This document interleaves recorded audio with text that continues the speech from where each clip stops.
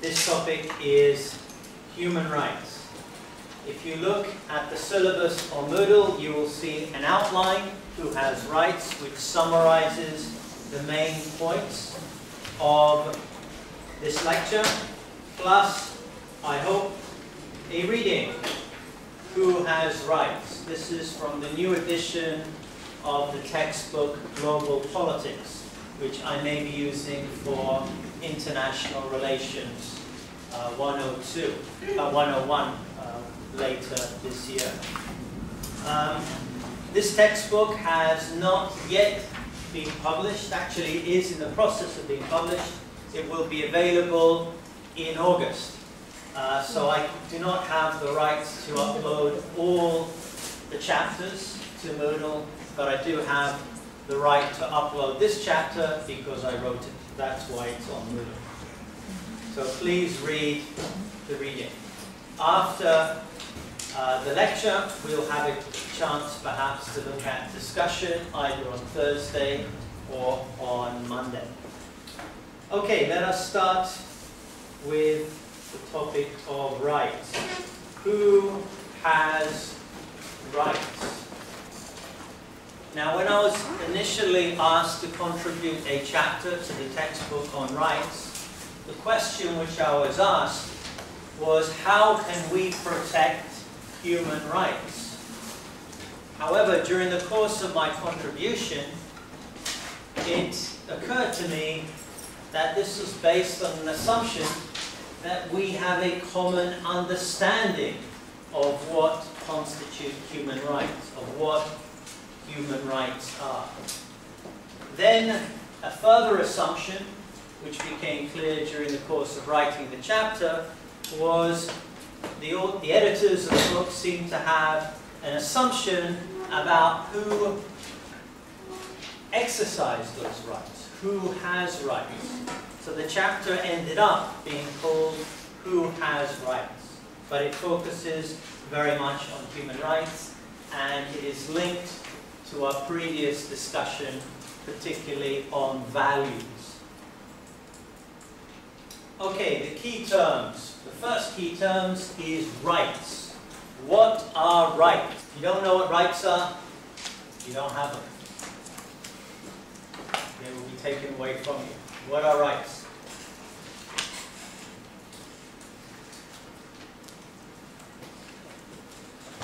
Entitlements. Very good. Entitlements. Claims. Usually, what form do they take? What form do these claims take? Actually, no.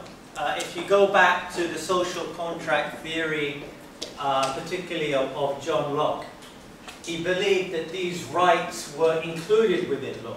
We have natural rights to life, liberty, and property.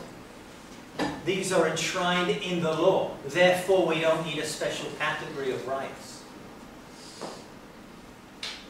So who are these entitled? What is an entitlement? What do you understand by an entitlement? Well, something like deserved to you. Deserved to you? Yeah. If I'm entitled to something, I think I deserve it. Or it's like something that I definitely should get.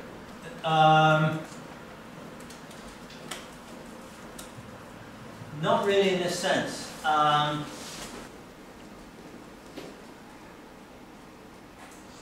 No, I wouldn't accept that. I think that if we look at ideas of entitlements,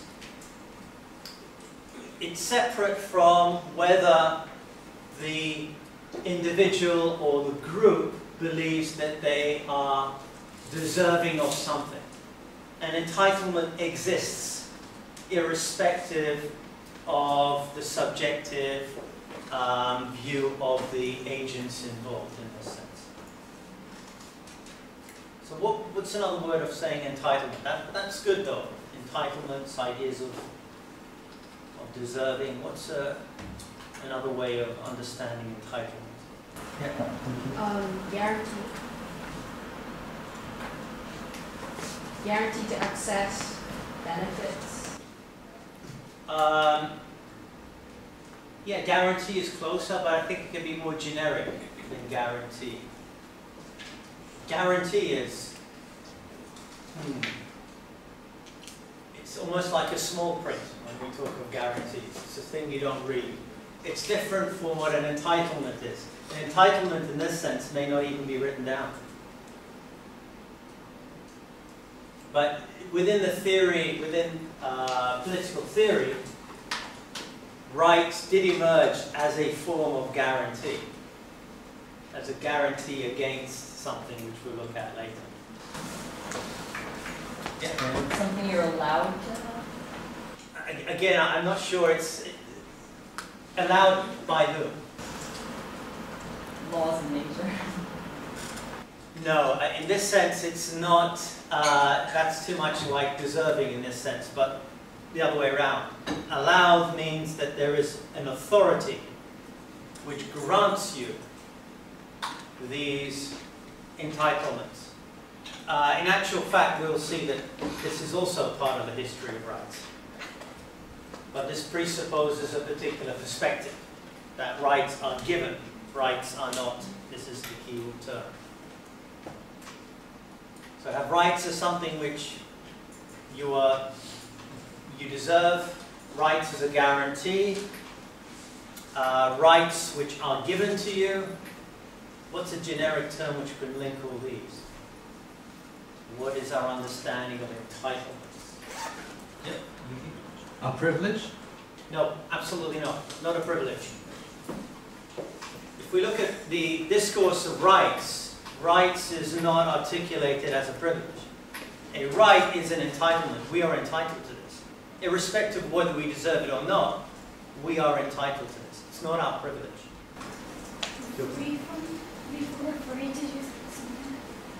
That's what rights gives you. An entitlement to freedom. Yeah, but that's not what an entitlement is. That's an entitlement to freedom. Aaron? Something we must achieve. Could you contextualize? Could you give me an example? I'm not sure whether that's... So we are not given, right? We are so right is not privilege, so it is something we must achieve. In this, if you look at history, right was not given to us. It is what we have achieved from maybe authorities. Yeah, this again is another history of rights. My question is, what really is an entitlement in this sense? What's a word which we could use instead of entitlement? So yeah, an entitlement is something which can be achieved from one perspective, absolutely right. This is a different perspective from Mariana, in which entitlements are given, entitlements are achieved. There's two different perspectives. But my question is, what really do we understand by entitlement? What's a neutral term to use, Bethany? It's an intrinsic existence. Intrinsic what? Existence, like it naturally exists. No, that's part of a theory. We'll be looking at those theories later in the course.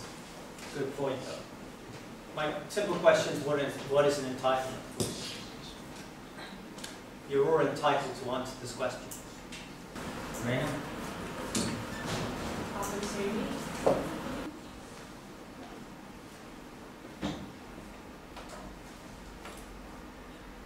Entitlements are claims. It is a claim in this sense, irrespective of whether you deserve it or not. It's a claim made in a political community. What is the term, what is the dominant form of political community today? Democracy. What? What's the dominant form of political community today? Democracy. No, that's not a political community, that's merely a system of government. Oh, nation state? Yeah, nation state, the state. The dominant form of political community here is the state. But it's a claim against the state. So in this sense, if we go back to Yuki's definition of rights as guarantee, it's a guarantee from the state. In one sense, that they will leave you alone.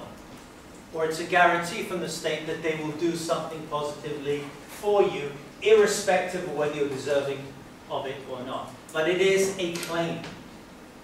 That's what the idea of an entitlement is. Now, let's look at the concept of human rights. What do you understand by human rights? If rights are entitlements or claims within a political community, what do you understand by human rights? Cool. Well, based on that, human rights only exist as long as the state exists, right? Good. So what are human rights?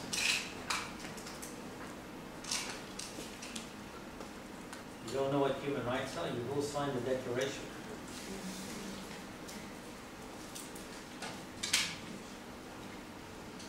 We are part of a community which is based upon a belief on human rights.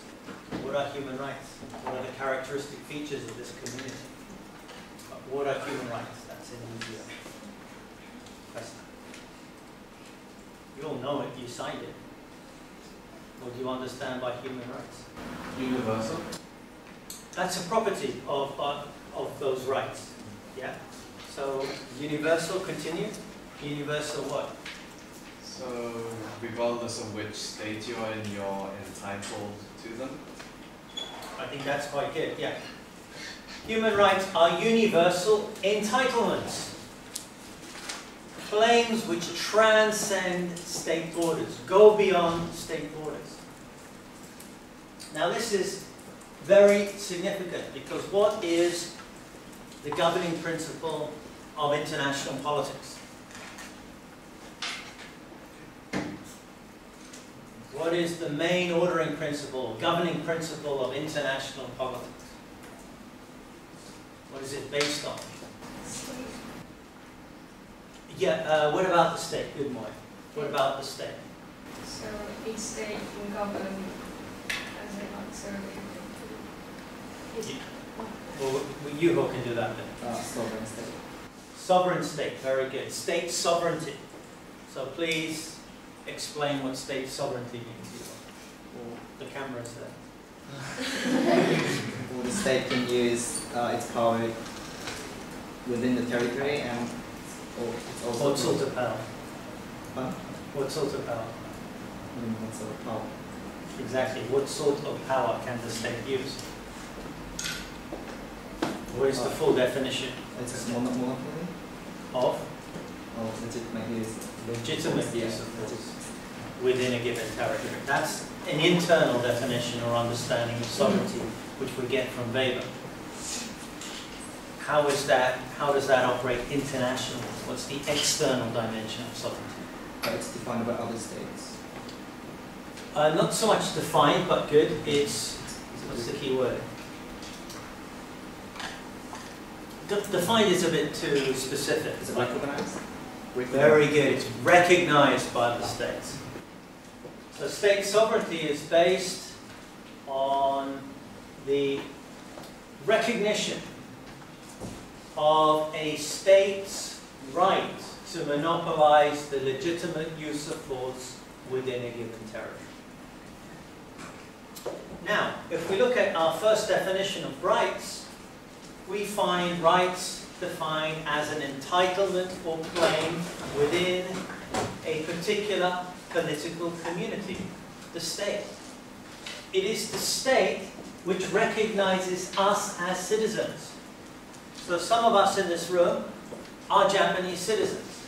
Others, like myself, are not Japanese citizens. Those of you who are Japanese citizens have rights as Japanese citizens. Those of us who are not Japanese citizens, particularly living outside of Mitaka and Shinjuku, do not have rights, the same rights as Japanese citizens. However, we are equally subject to the power of the state. Just because I am not a citizen of Japan does not mean that I do not have to obey the laws of Japan. So even though I don't have the right to vote, because I don't live in Mitaka, I still have to pay taxes. Now, the concept of human rights transcends state boundaries. It is based on an understanding that we all have universal entitlements. So the distinction here between citizens and non-citizens are obliterated by the concept of human rights. On what basis can human rights be founded? Why should you have rights? Frequently wonder this myself. Why should everybody have rights? On what basis do we all have rights?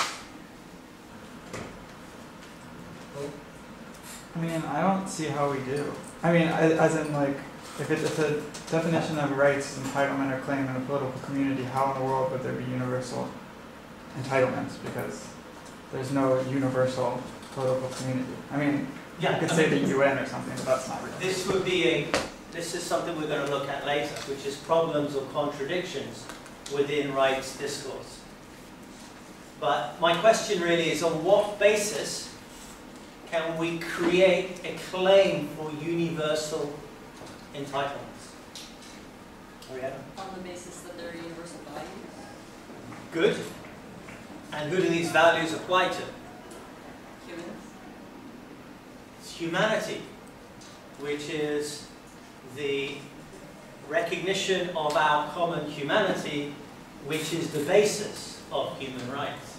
Now this may seem pretty obvious today, Tarimai. But if we go back to Haran's point earlier, it can be seen as an achievement. If we look at the first institutionalization or articulation of human rights, or universal human rights, this only emerged after the Second World War. Ideas of human rights were not commonly accepted before the Second World War. So it's only after the Second World War that we have some sort of institutionalization of the idea of human rights, and of human rights being universal.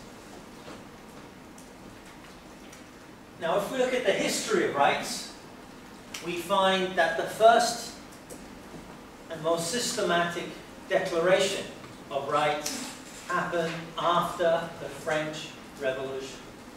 The French Revolution is the key date in the history of the evolution of a rights discourse. In 1789, the Declaration of the Rights of Man and the Citizen was the first modern secular articulation of human rights.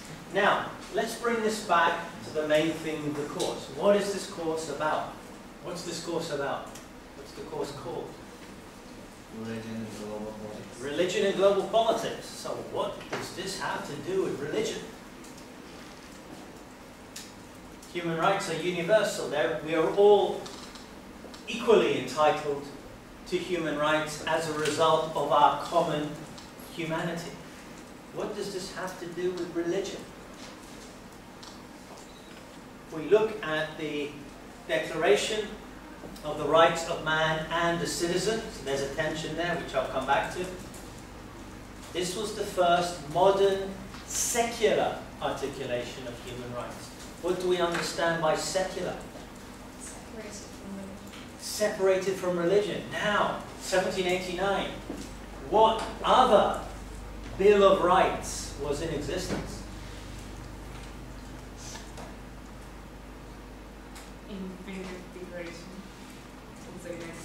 Very good, the Bill of Rights within the United States.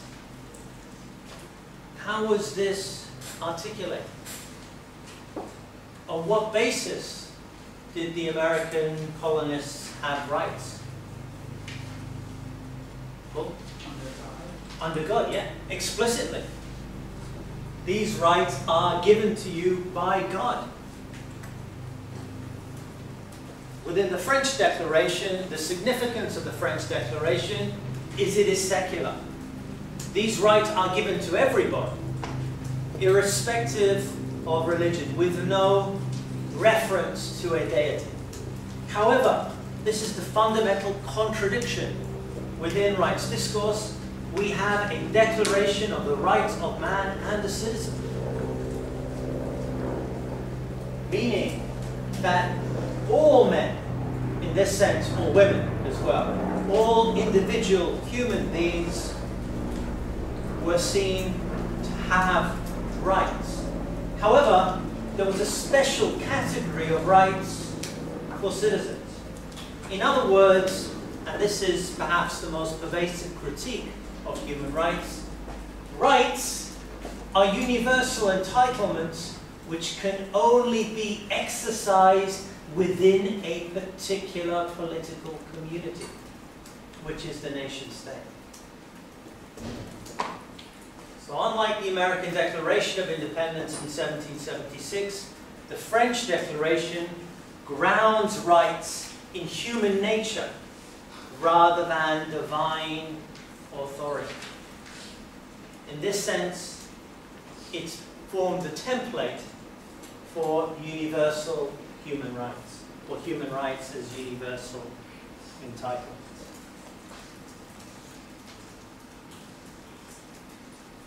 Let's look in greater detail at the content of this declaration. Article 1. Men are born and remain free and equal in rights. Who is the category? Who is the category who are entitled to these rights? It's not gendered. By men, they meant men and women at that time. Men are born and remain free and equal in rights. To whom is this addressed? Who is entitled to be free and equal in rights?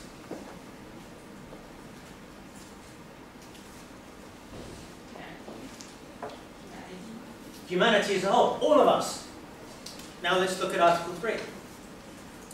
The principle of all sovereignty resides essentially in the nation. No body nor individual may exercise any authority which does not proceed directly from the nation. What then is the relationship between Article 1 and Article 3? Are they saying the same thing?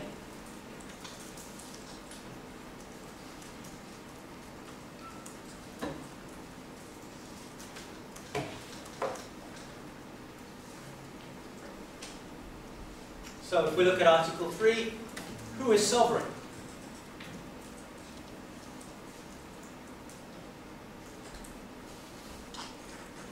Or what is sovereign? Who or what is sovereign according to Article 3?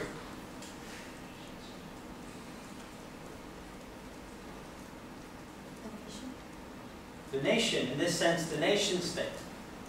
So France, the nation state of France is sovereign. Yet all men are born and remain free and equal in rights. Yet if we look at rights in terms of entitlements, where is this claim articulated? To whom is this claim, this entitlement, this claim made? Who is sovereign?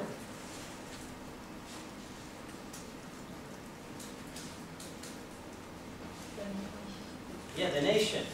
So these universal entitlements can only be claimed through a particular political community, the nation state.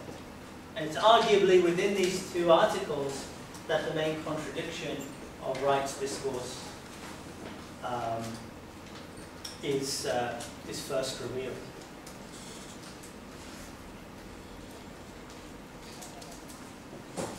The key question here is, who is the subject of human rights? So who are the subjects of rights? Who is the subject of Article 1? We go back to Article 1. We are all free and equal. We're born free and equal in terms of rights.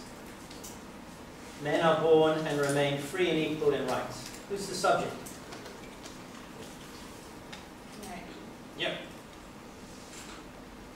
Are these subjects men, women in general, or are they citizens? Article 3.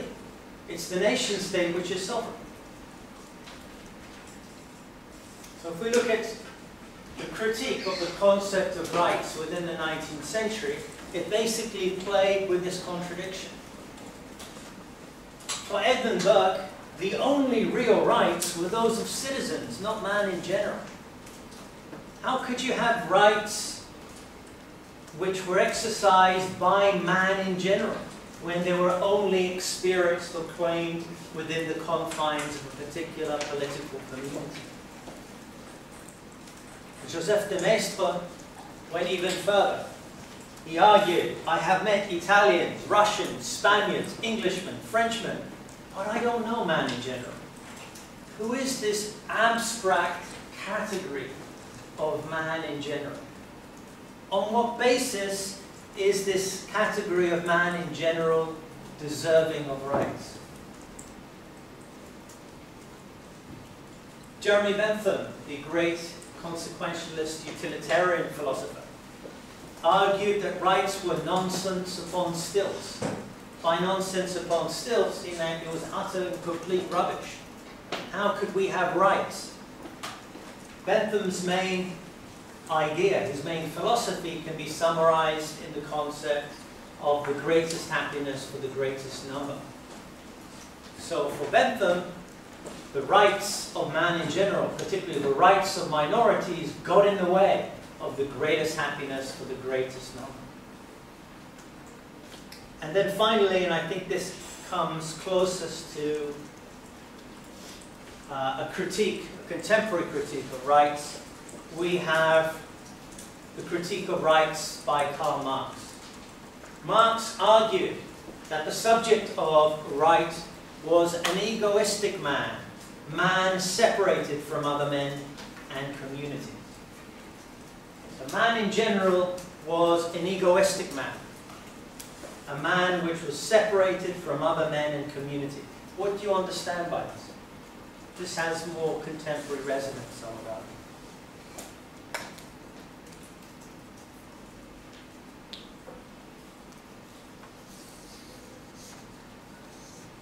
What is this egoistic man which Marx talks of?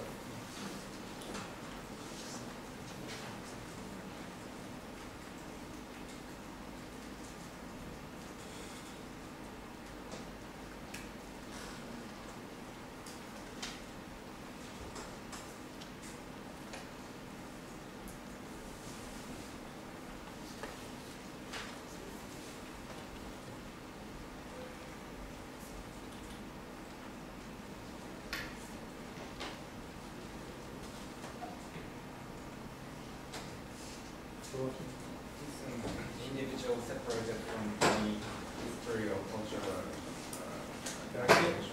collective identity of any particular community. But what about the first bit, the egoistic man? You've looked at man separated from other men and community. But what's the special property of this man? What does egoism refer to?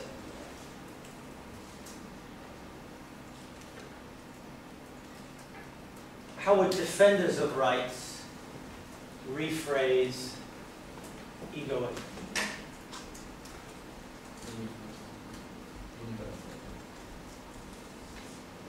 We think of Adam Smith. Would he use the word egoism? What term did Smith use, particularly those of you who study developers? Self-interested. Self-interested, yeah. Or self-interest. So we have two fundamental components here of Marx's critique. Marx critiqued rights as bourgeois rights. These were the rights which members of the property-owning middle classes had.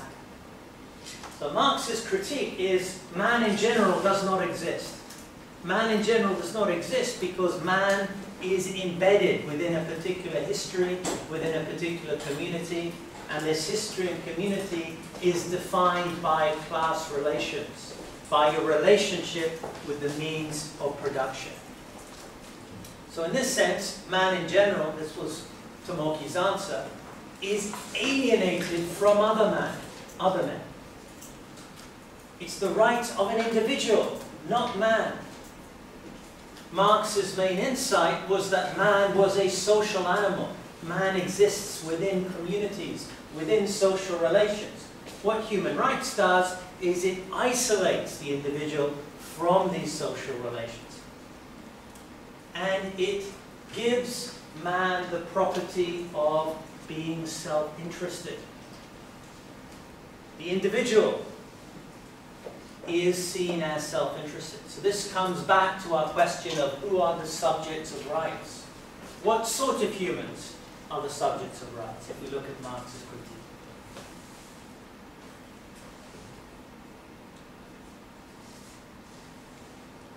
From Marx's viewpoint, who are the subjects of rights?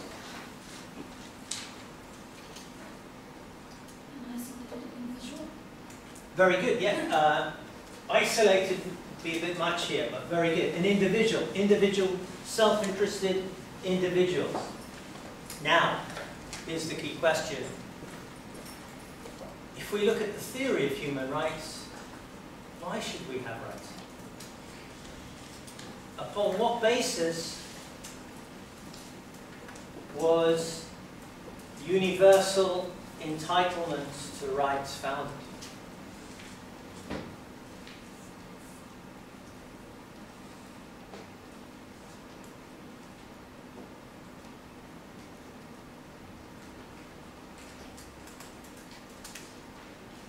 So why should we have rights?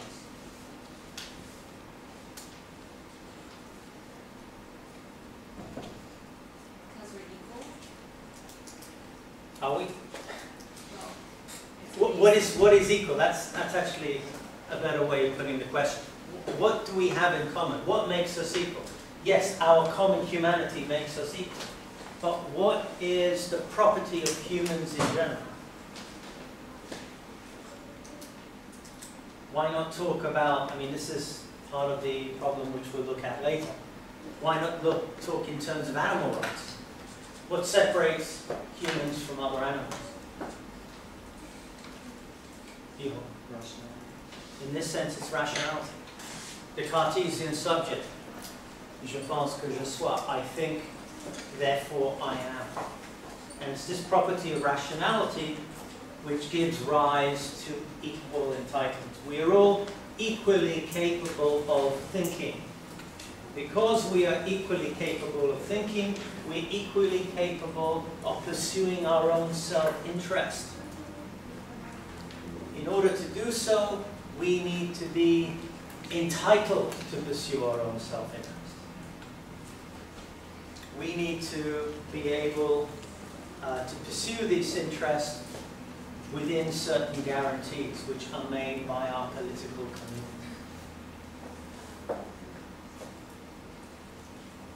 Okay, so we go back to the main positions. What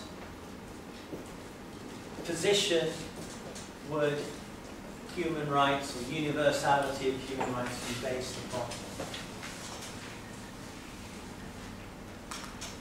It's on the board, I think that's an easy question.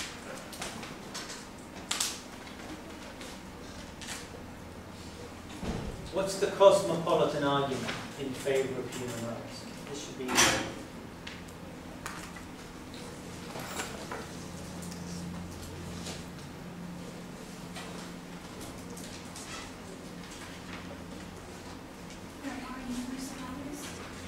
There are universal values. Why? Because there's an assumption of similarity. Continue. Very good. Cosmopolitanism, some things that for individuals and other things is formed of individuals. Good. Yeah, good, Kyoko.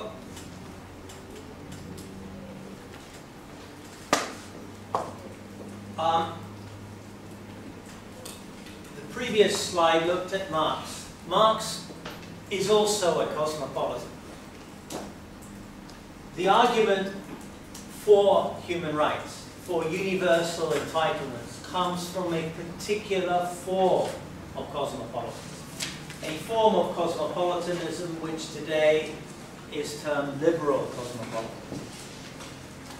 This asserts that communities are essentially groups of individuals, and that therefore the rights of the individual should exceed those of the community.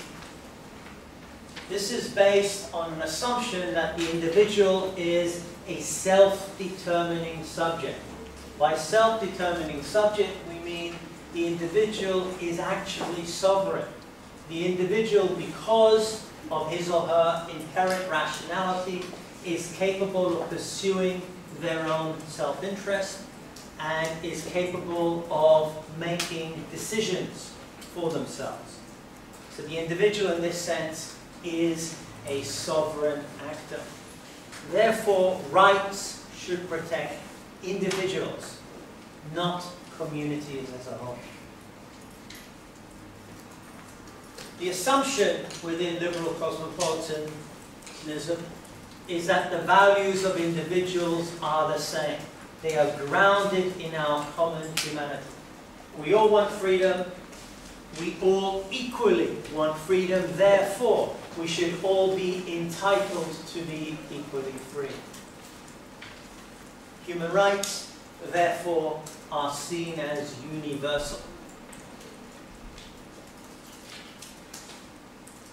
The most prominent example is a declaration which many of you, like myself, have signed when we joined ICU, the United Nations Declaration on Human Rights.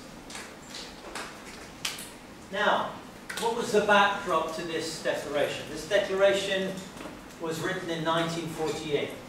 What had previously happened?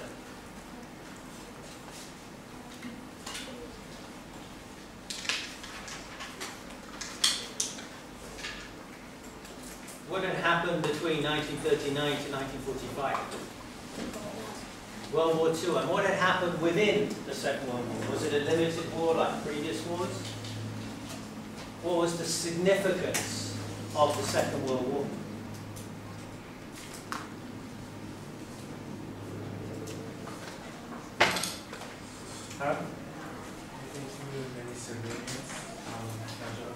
Yeah, I think one of the biggest differences between the First World War and the Second World War was that the majority of casualties, of victims, were civilians, not combatants. In the First World War, you had millions of people dying. So 10% of the French population was wiped out as a result of the First World War. But these were mainly men. Men in their late teens, early 20s. They were soldiers. Civilians within France and Germany and other places suffered as a result of the war, but they were not targets of the war. So as a result of the Second World War, we find that the line between civilians and combatants had been blurred. Civilians themselves were the target of war. What's wrong with this? What was the problem with looking at civilians as the target of war? What did this lead to? The civilians were targeted, and what were the consequences? What other features of the Second World War stand out and make a United Nations Declaration of Human Rights possible in a post-war scenario?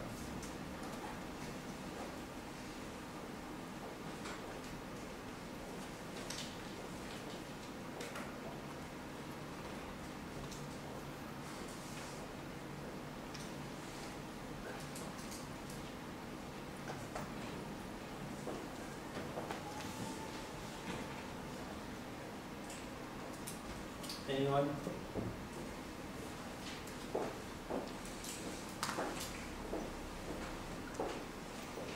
Two events within the Second World War stand out, argue.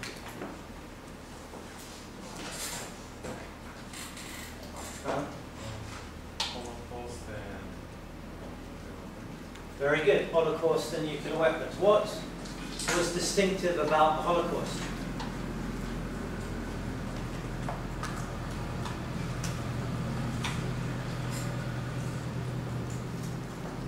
It targeted a certain group of people. Very good. It's targeted a certain group of people. What is it about the Holocaust which makes a Universal Declaration of Human Rights necessary in the eyes of most people or liberal cosmopolitans?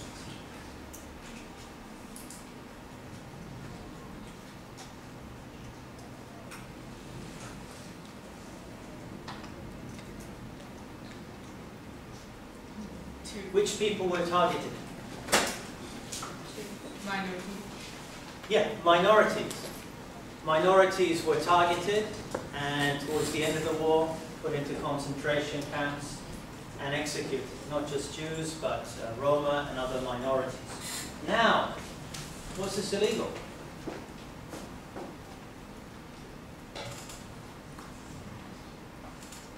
Right. Yes, Was it illegal? at the time. Yeah. Because of the League of Nations, it would have been seen as. Well, League of Nations was basically defunct during that time. But within, if we look at the Holocaust within German law, was it illegal? You still had the legal tradition there, but what does rights, who does rights protect? Who has rights? That's the central question. Yeah, but who are the Germans? The Jews were the Germans. Citizens. So during the 1930s, before the Holocaust, you had a systematic campaign by the Nazis to strip Jewish German citizens of their citizenship. It was only after that they were stripped of their citizenships that they could be recognized as enemies of the state.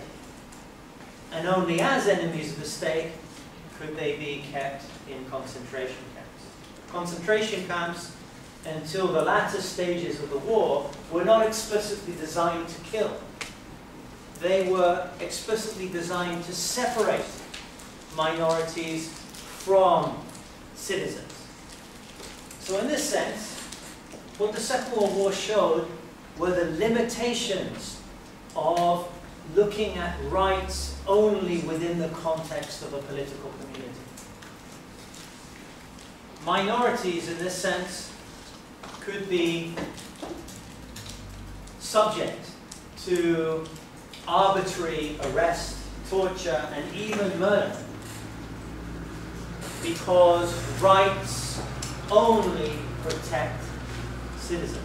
If you're not a citizen, you don't have rights. Many people are seeking today to delve into Japan's Second World War history as well. And I think this is an important argument which can also be made. If we look at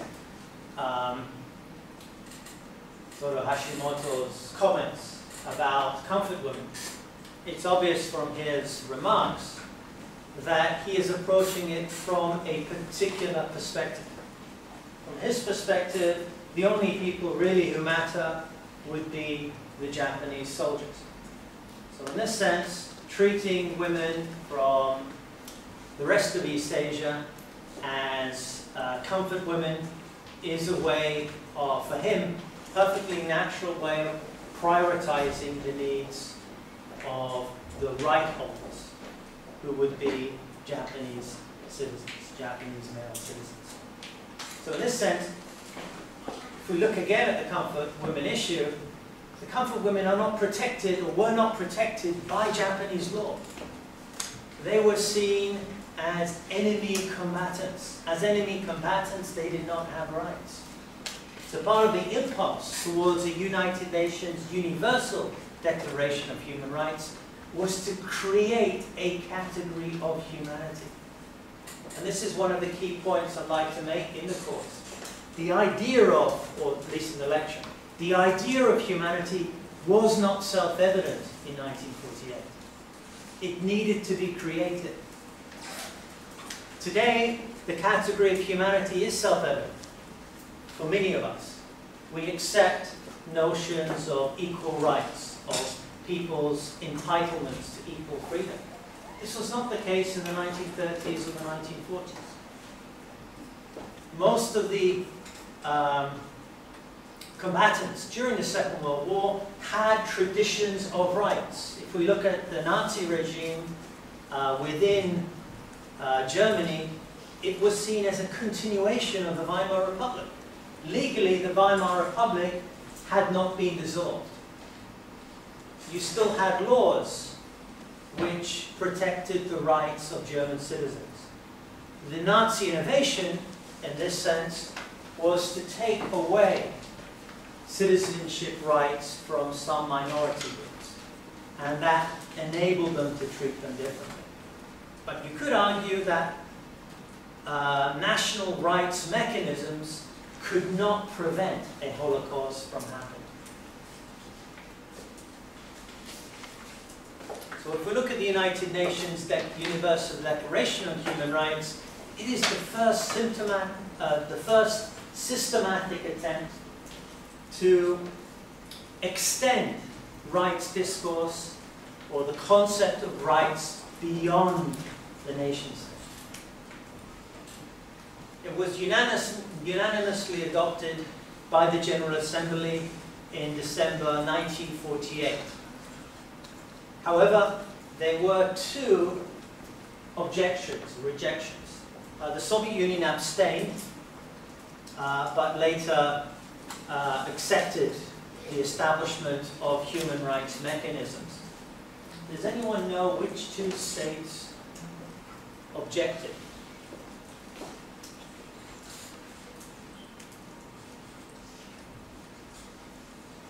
And what their grounds for doing so were?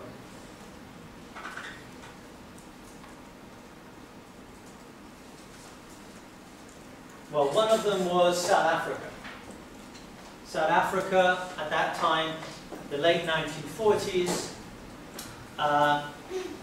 the apartheid regime of South Africa was being institutionalized, which created separate categories of rights for people of different colors in this sense. So white South Africans, colored South Africans, and black South Africans. So South Africa objected. Who else objected? Does anyone know? It's quite important for the cause.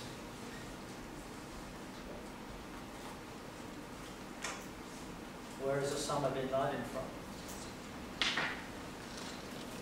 Saudi Arabia. Saudi Arabia. Why would they object? This is important for the cause. Why would they object to the idea of rights? From what we learned about Islam last week, why would Saudi Arabia not be enthusiastic for a universal declaration of human rights?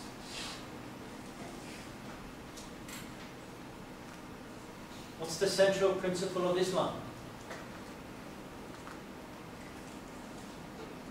What's Islam about as a religion? It's pretty simple.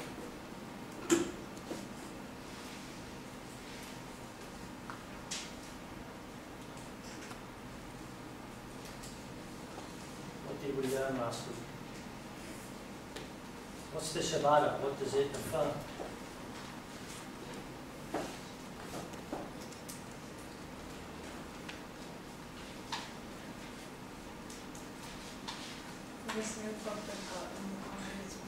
Yeah.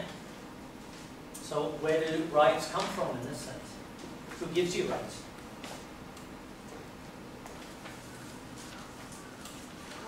God gives you rights, yeah. So Saudis have no problem with ideas, with the practice of rights. The problem they have is with the source of those rights.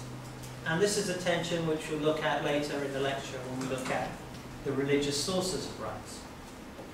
For Muslims and for members of other religions, God is the source of our rights.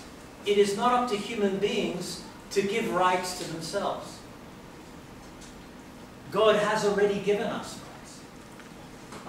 I think we have good examples of this. If we look at ideas of suicide within Islamic countries, and later we'll look at Judeo-Christian countries. Suicide is illegal. Why is suicide illegal?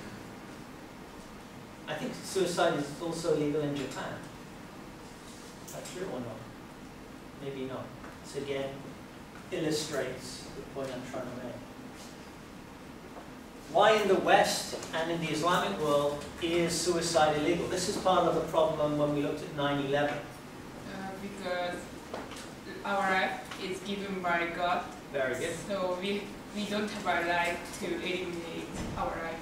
Excellent. Yeah, it is a crime against God. Our lives, our bodies are God's property. And we do not have the right to do what we want with our own bodies, with our own lives.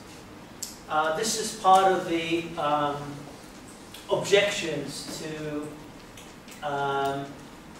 the burial of the Boston Marathon bomber in Islamic ceremony.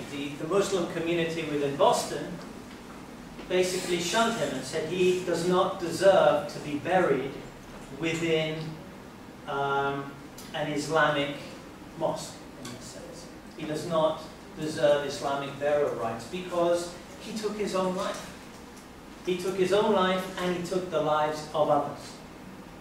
And by doing so, you have broken a fundamental law of Islam. So you're no longer considered Islamic in this sense. Now, if we look at the United Nations Declaration of Human Rights, like the French Declaration, it is explicitly a secular declaration. It made individual human beings, or the individual human being, the subject of rights. So who are the subjects of rights? Individual human beings, irrespective of where they are.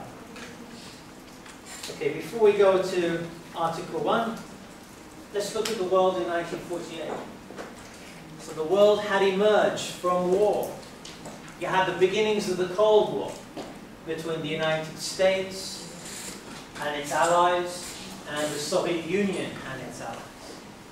Yet, both sides could minimally agree on the importance of having a universal declaration of human rights.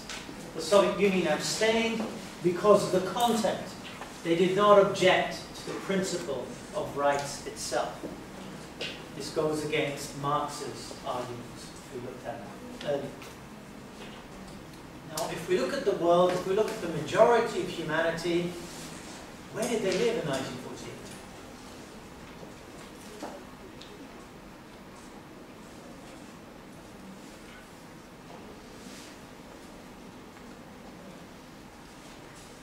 We looked at Saudi Arabia and South Africa. Where did the majority of humanity live?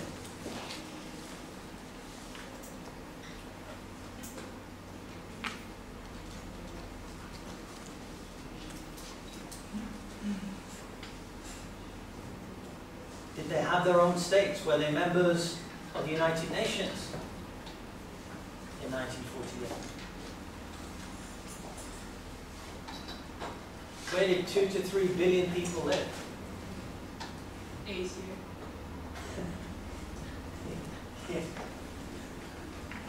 That's not the point. Matt? In colonies. In colonies. Did they have rights?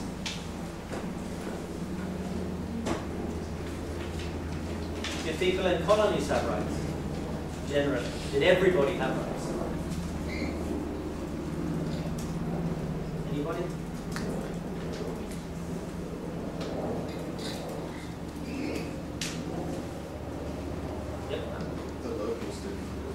Yeah, the locals did. This is very significant for the course later. There's a big difference between French and British colonization. If we look at French colonization, there was a certain category of colonial subject who had rights. And they would sit in Quai d'Orsay, they would sit in the parliament in Paris. However, there were lots of franchises which were involved. So you had centralized elections to the French Parliament. Now, within the case of the British colonial territories, until 1935, they were subject. They still are, or today most British people are still considered subjects. Citizen, the concept of the citizen was introduced in Britain 15 years ago. But on a British passport it says you are a British subject, subject to the sovereignty of the Queen, in this sense. So there was a difference between the idea of a subject and the idea of a citizen. So colonial subjects were treated differently. They did not have the same rights as people within Britain and France had. Indeed, there's a famous case of one Indian nationalist leader who was unable to be represented because he was Indian. So he left India and he went to London. He went to a place called Finsbury Park, and in the 19th century he stood as a candidate for a member of Parliament, like a Diet member, and he won. So he was the first Indian origin member of Parliament within Britain. But he was there to represent his constituents in Finsbury Park, which were maybe 20,000 people. Whereas he wanted to actually represent the interests of 200 million people in India. So this showed you the difference in categories between colonial subject and citizen in this sense. So if we look at the United Nations Declaration of Human Rights, many of the signatories, like Britain, France, Portugal, Spain, did not really understand the full implications of what they were signing. Once they had affirmed under Article 1 that all human beings are born free and equal in dignity and rights, then they could no longer, in a sense, deny these rights to their colonial subjects.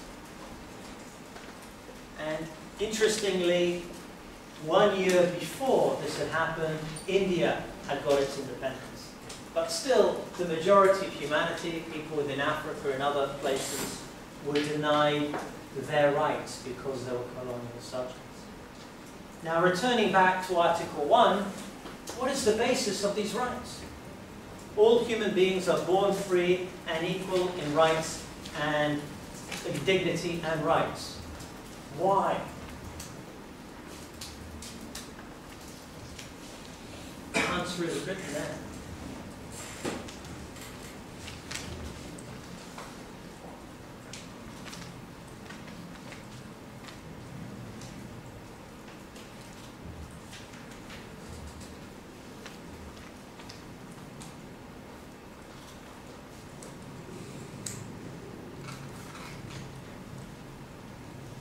Why should human beings have rights? It's written there, right in Article 1.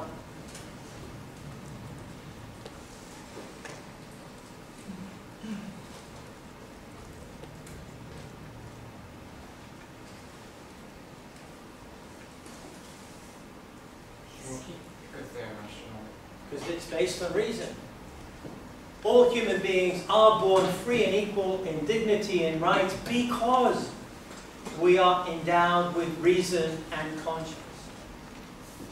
And because we are all equally rational, we are all equally able to think, not only should we have rights, but we should act towards one another in a spirit of brotherhood or sisterhood in this sense.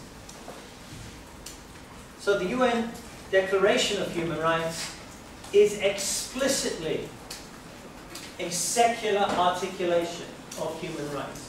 Origins goes back to the French Declaration on Rights. And importantly, it is founded on Enlightenment concepts of the rational subject, of the Cartesian subject, je pense que je sois. I think, therefore I am.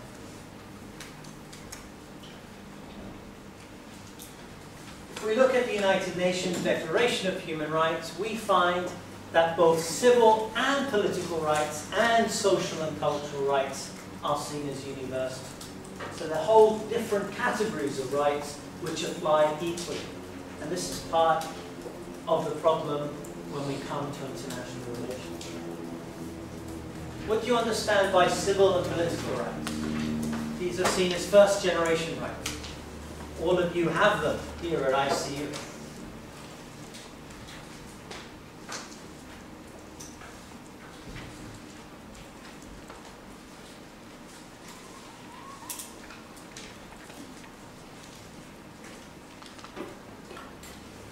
What do you understand by civil and political rights?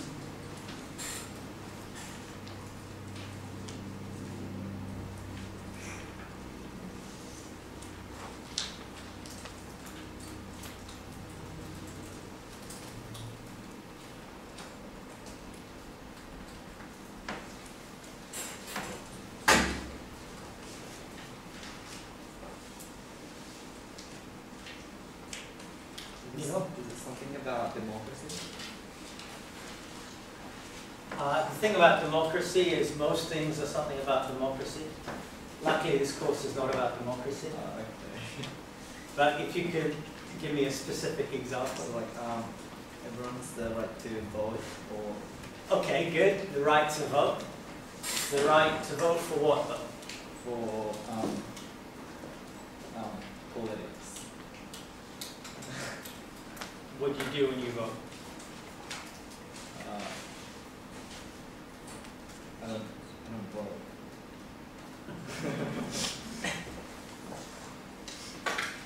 Freedom of thought and freedom of showing your opinion through voting. Okay, that's the civil and political right. The right to vote comes later. What comes first if we look at the idea of the subject being rational? What must you be entitled to do first if you're a rational subject? What's the most fundamental right from the perspective of civil and political rights? Yeah. Everyone has the freedom of thought, conscience, and this is interesting, and religion. That everyone has the right to freedom of thought. This is important. Without freedom of thought, you can't have rights. The individual human, the rationale for the universality of rights is based on the idea that we think, therefore we are. So if we don't have the right to think, we do not exist. So there's freedom of thought, conscience, and here, religion. So even though civil and political rights are explicitly secular, they give us the right to our own religion, in this sense.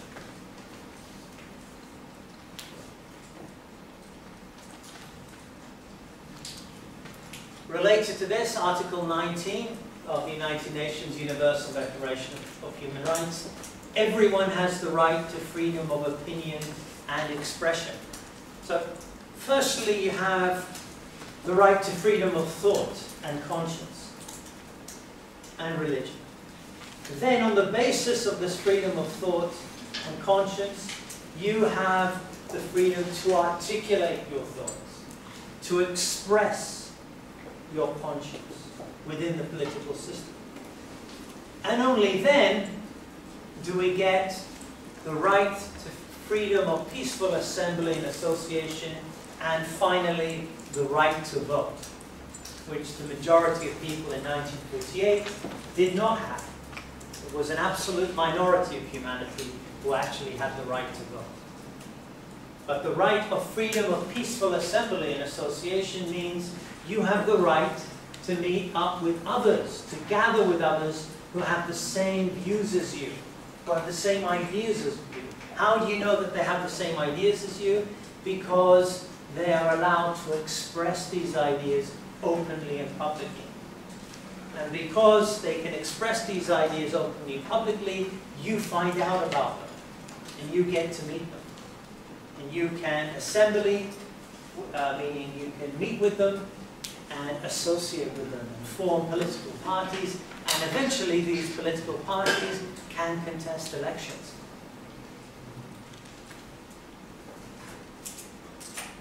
Now, the civil and political rights mentioned or covered in the United Nations Universal Declaration of Human Rights are then further institutionalized within the United Nations system via the International Covenant of Civil and Political Rights in 1966.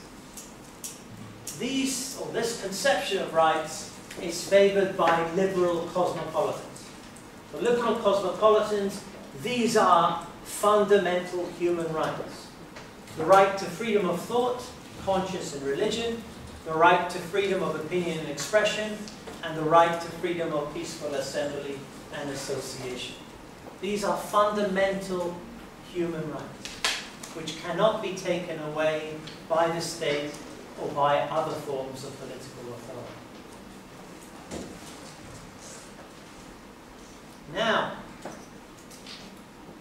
these were not the only type of rights which were listed or institutionalized through the United Nations Universal Declaration of Human Rights. There were a whole series of economic and social rights which were also included within the Declaration, including Article 23. Everyone has the right to work, to free choice of employment, to just and favorable conditions of work, and to protection against unemployment. So you have the right to work. Now, if you look at a society like Japan, which is generally considered to be a society where many people have more economic and social rights than in other societies, do you all have a right to work?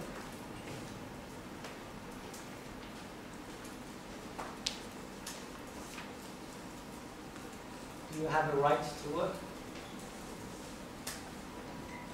Or do you have a right, in this sense, to employment? You have a right to work in that nobody is going to take away that right from you. But do you have a right or a guarantee in this sense of employment? Yes or no? Yeah. If so, then why do you do shikatsu? Why are you here? To just and favorable conditions of work and to protection against unemployment. So here, unemployment is seen as a threat.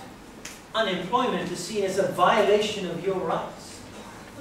This is quite different from the prevailing economic system which we have globally today, where it's whose responsibility is it to get a job? Is it the state's responsibility, the political community's responsibility to give you a job? Whose is it? Moya's responsibility. Her responsibility to give all of you jobs. Yeah, I mean that's the principle of a market economy. A market economy runs on what? We look at a market economy. You hope.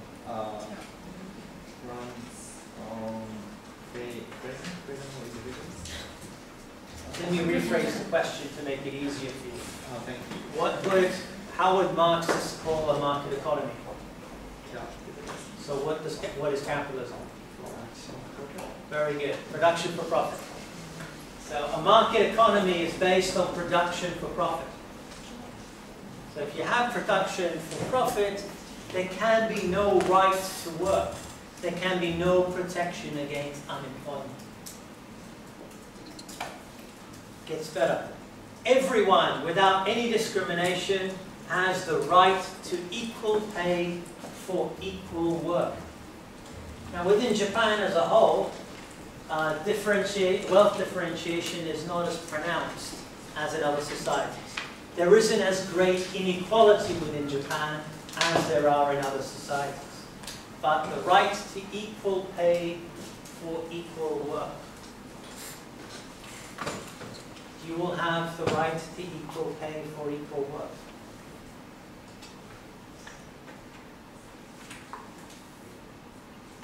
Yes or no?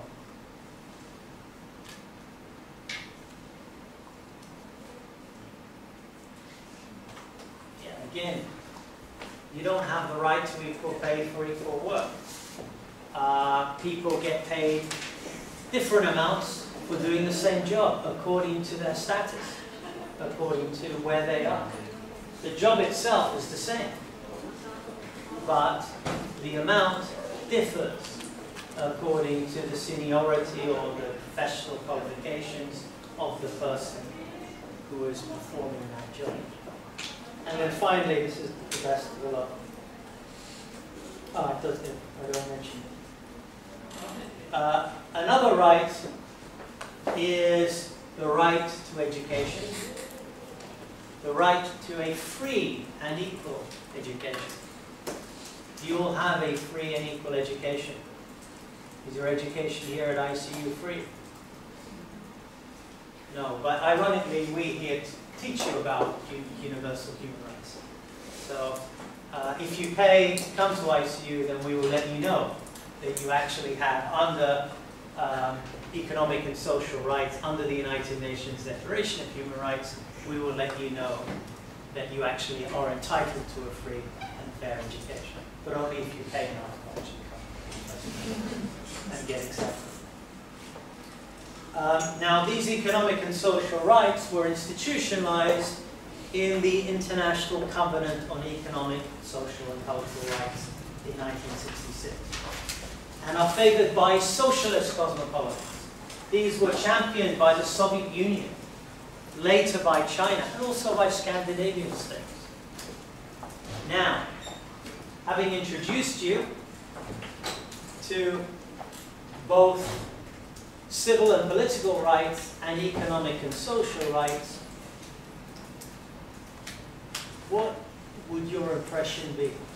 What problems can you see with civil and political rights and economic and social rights being included in the same declaration?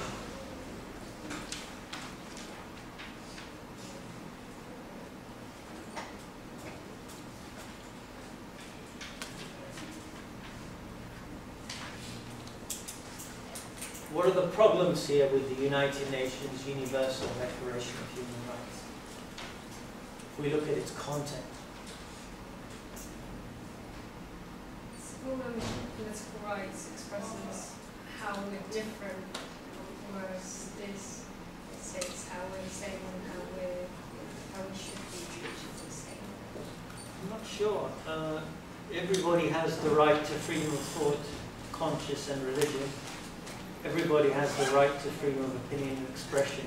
Doesn't necessarily mean that we're different.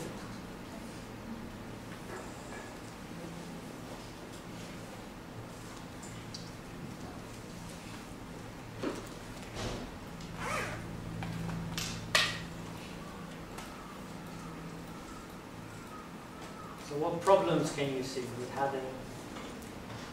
the United Nations Universal Declaration of Human Rights, including civil and political rights and economic and social rights?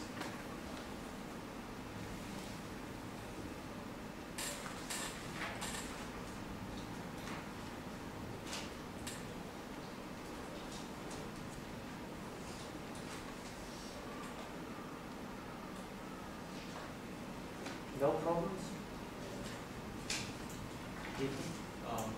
It's unrealistic. It's not happening.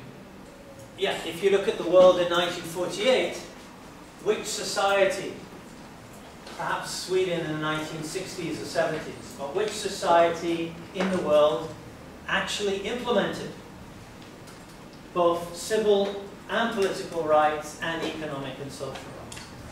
So we had, in the Cold War era, the West, which was based on an economic system which systematically denied economic and social rights to people, denied the right of employment in the sense of free education, but guaranteed civil and political rights. Then if we look at the Soviet Union, everybody had the right to work. Even if you didn't want to work, you had to work. You were protected from unemployment. Everybody had to work. Everybody had the right to equal pay for equal work. That was what the Soviet system, the socialist system, was based upon. Everybody had a right to a free education. The state provided you with housing. However, you did not have the right to express your opinion.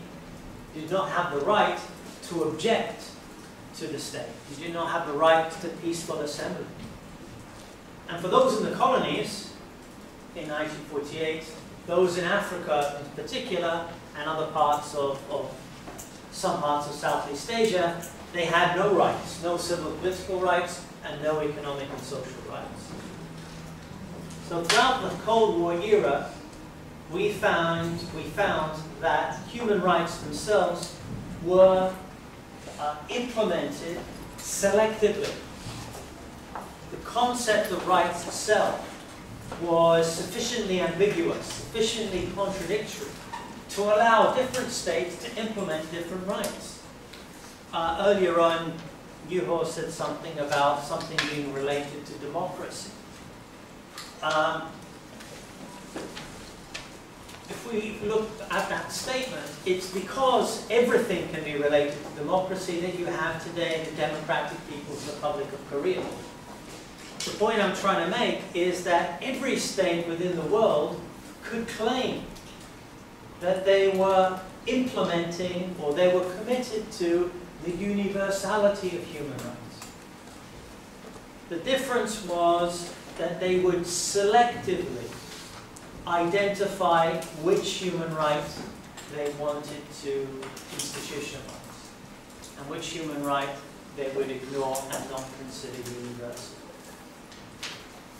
Now this gives rise to the communitarian argument. What's the communitarian argument? What do communitarians believe in?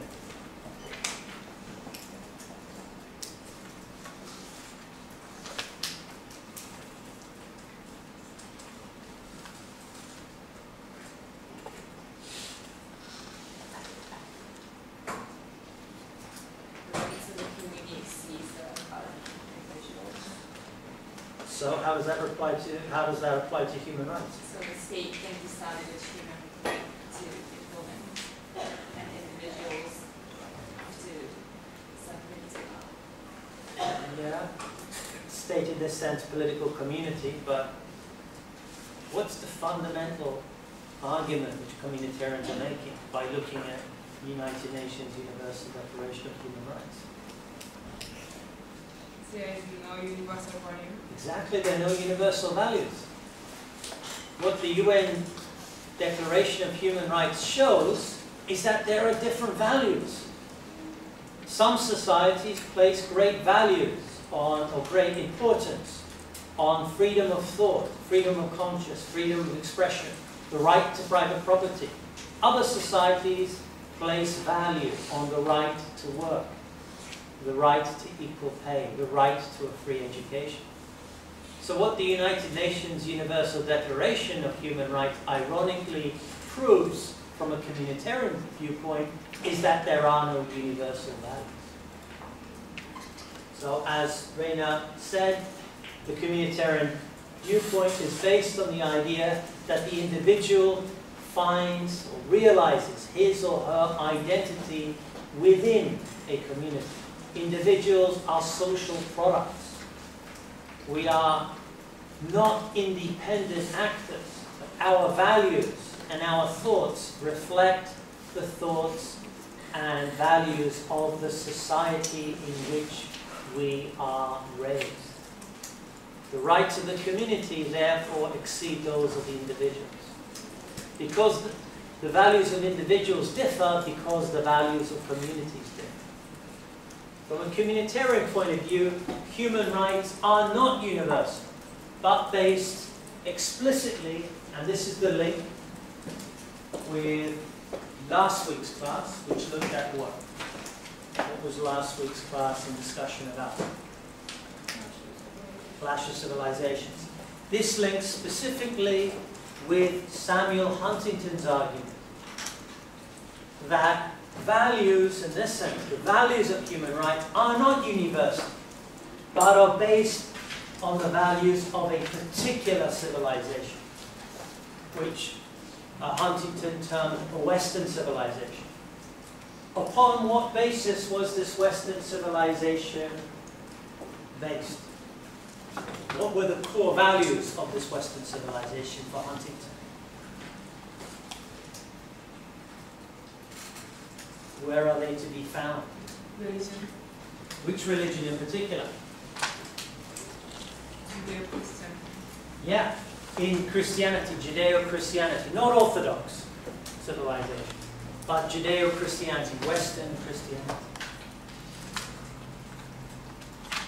So if we look at the communitarian response, particularly in the 1990s, and also the Islamic response later, we find that there is an attempt to question the universality of these rights.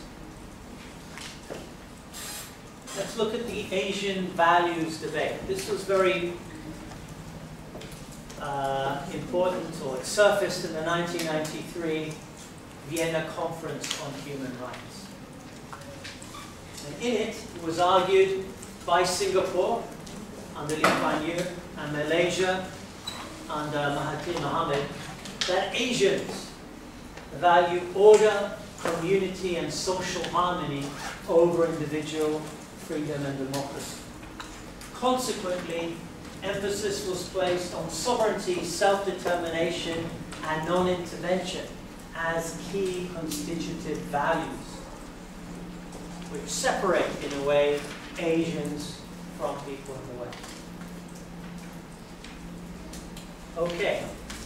I think it's important to say that the concept of Asian values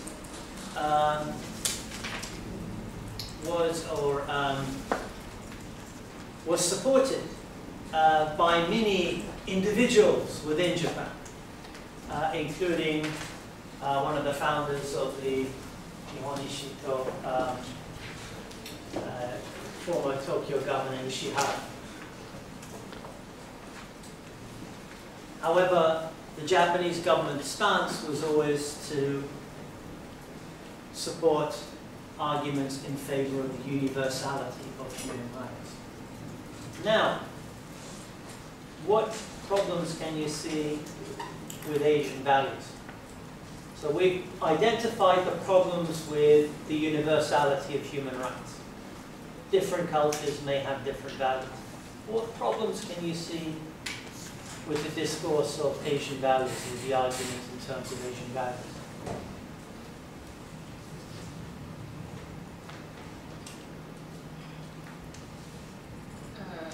The definition of Asian is not clear. Yeah, who are the Asians? Notice this is Singapore and Malaysia. So what do we notice about Singapore? Singapore doesn't have freedom of speech. Yeah, they don't have freedom of speech, they don't have civil and political rights. But what do they have?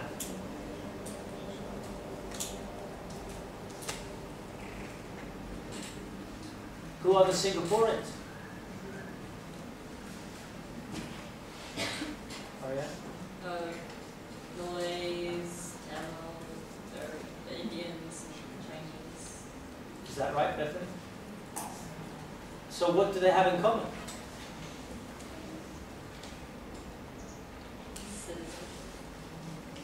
Yeah, I mean, the point is, from the perspective of Singapore, you can see why Singapore is invested in this.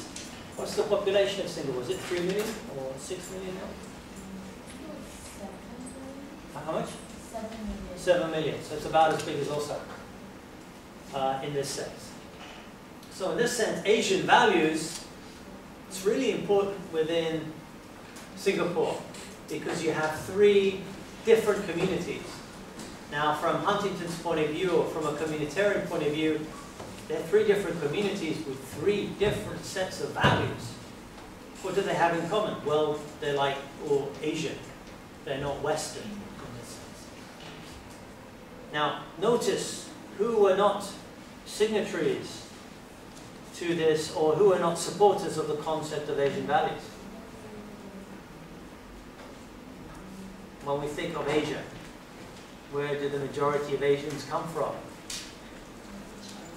China and India, yeah.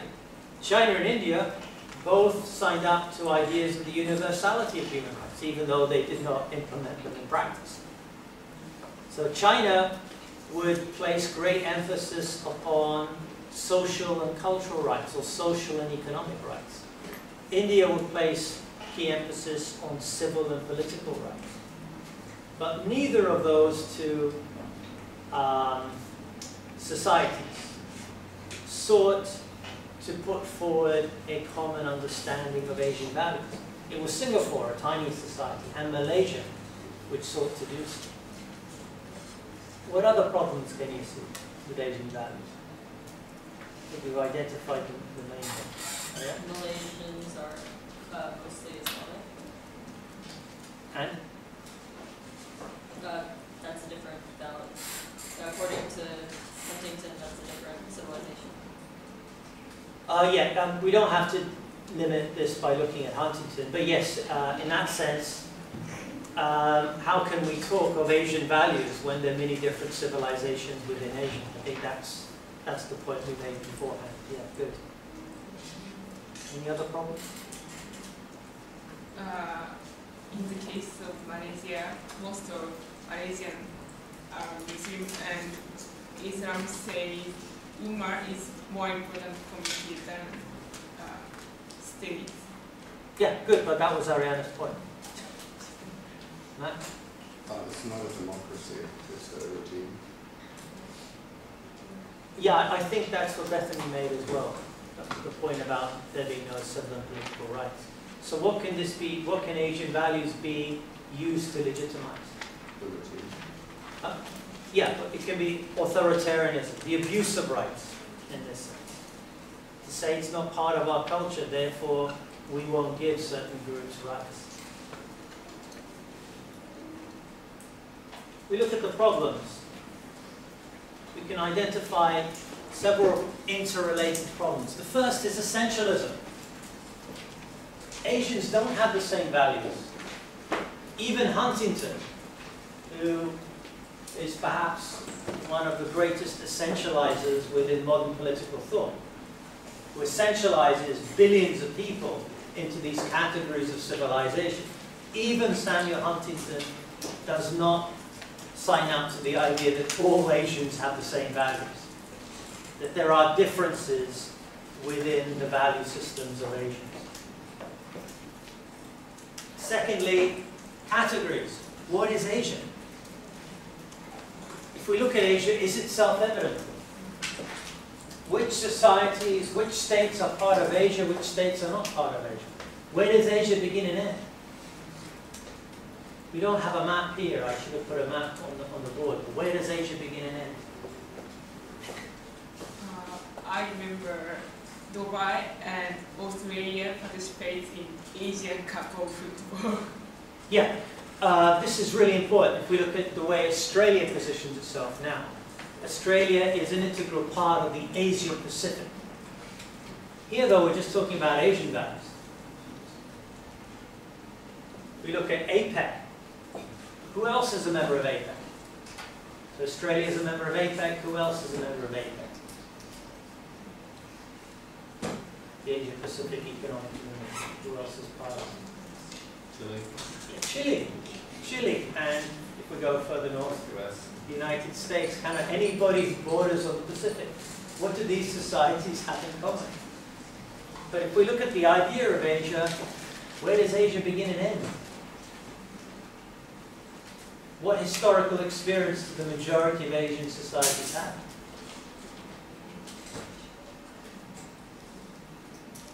Apart from Japan and Thailand. Yeah, most of them were colonized in this sense. Most of them were colonized. Yet not all of them were. Can we talk in terms of Japanese values being the same as Korean and Chinese values? The point I'm trying to make here is if you do look at the map, I mean, let's get back to my question. Where does Asia begin and end? We go towards the west.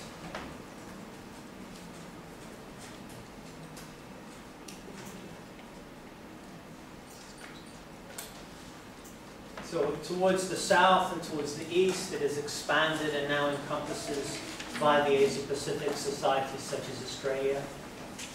Now, if we go towards the west, where are the borders of Asia?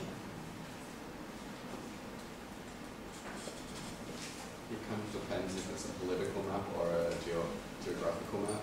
You could say that the majority of Russia is in Asia. but politically you'd probably say that it's actually part of Europe. It Well, depends on I'm not what- sure you can say that. If we go further south, Middle East is also considered part of Asia. but where was the old Asia Minor? Which is very important. Asia Minor. So where's the southern border of Europe? It's Turkey, yeah. So if we look at Turkey and Russia, if we look at the history of international relations, Turkey and Russia were both seen as part of the European state system, the Ottoman Empire and the Tsarist state system. But they were never seen as European international society.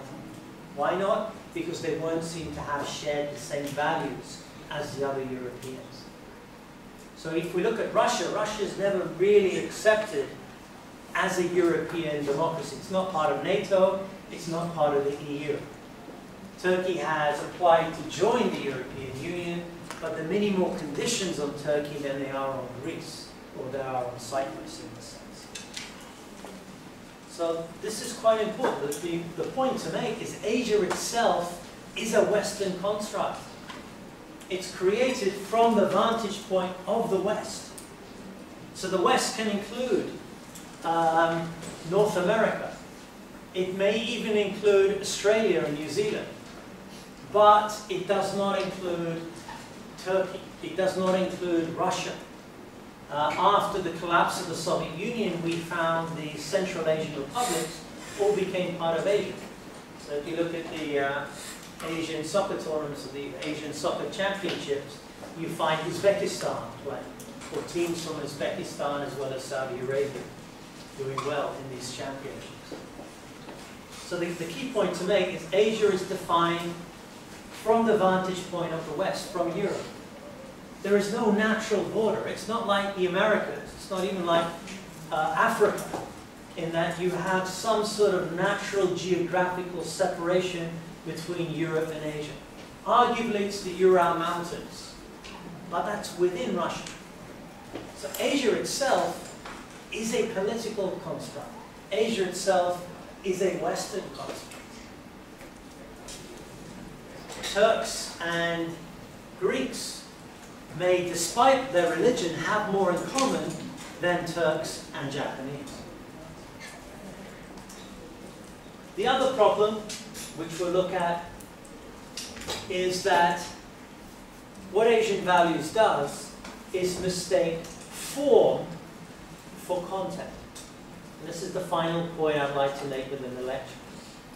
Mistaking form from content means that, it means that part of the problem with the cultural relativist argument is that it looks at the form of how rights, or the institution in a sense of right. Let's go back to the Saudi Arabian example. Why did Saudis in 1948 not accept the universality of human rights? What was their argument for not accepting the universality of human rights? Human beings are products of God. Yeah. Human beings are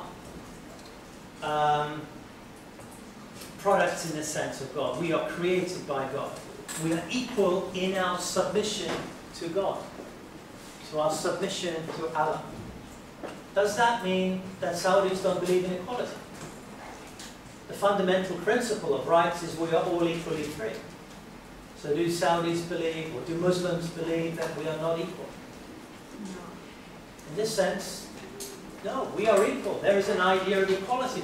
There is also an idea of freedom within Islam. We are free within certain limits, the limits prescribed by the Quran. No individual earthly power can tell us what to do or what not to. Within the confines of Islamic law, within the Quran or the Sharia, we are free. In this sense, what the main problem of the Asian values, or the cultural relativist argument, the mistakes which this makes, is it mistakes form, rights, with content, freedom, equality. And what I try to do in this table, which I'm going to explain, I hope, on Thursday's class, is to look at different religious philosophies, including secularism, and to look at the concept of who is entitled and the rationale for that entitlement. So instead of looking at rights itself as a concrete legal institution, we should instead be looking at content. We should be looking at entitlements. Who is entitled to what? And there are different categories which can be seen. Firstly, who or what constitutes the community? Who is the community which is entitled, which has entitlements? The community of the entitled. Secondly, what are these entitlements? And thirdly, what is the reason for our entitlements? The point I'm trying to make is that each of these communities constructs different communities.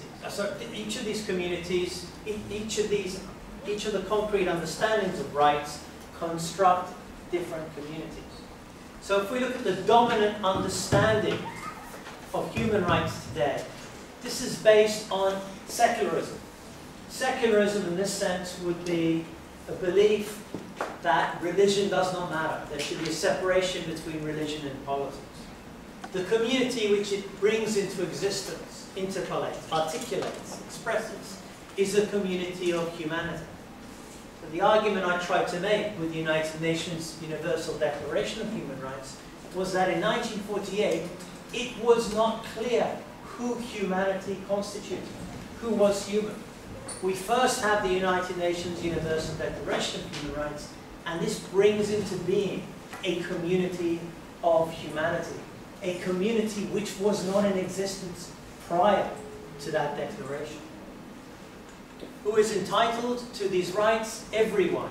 Why? If we go back to Article 1 of the United Nations Universal Declaration of Human Rights, because of birth. We are all equally entitled to rights. Because we are born as human beings. Why? Because we're equally rational. Rationality is part of our understanding of rights. This makes it a secular construct. Now, if we look at Christianity, we find that, well, I'll explain the different religious philosophies later. So far, we've just looked at secularism. Then on Thursday's class, I will try and look at how Christians conceive of rights, Muslims, Hindus, Buddhists, and Sikhs. So on Thursday, please come to class. This is the question for class discussion on Monday. So we will not have class discussion on Thursday. Thursday, I will go through the different religious philosophies, but we will look at the question of, are human rights universal? And if so, which rights are universal? So, are human rights universal?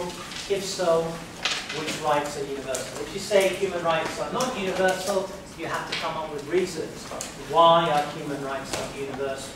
And more importantly, if rights are not universal, does this legitimize me denying you your rights?